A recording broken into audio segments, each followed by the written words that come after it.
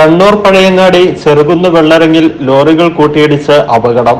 National permit ലോറിയും tanker ലോറിയുമാണ് നേർക്കുനേർ കൂട്ടിയിടിച്ച് അപകടമുണ്ടായത്. ഇന്നലെ രാത്രി 10 മണിയോടെയാണ് സംഭവം. ഇടിയുടെ ആഘാതത്തിൽ ടാങ്കർ ലോറിയിൽ കുടുങ്ങിയ ഡ്രൈവറെ 11 മണിയോടെയാണ് പുറത്തെടുത്തത്.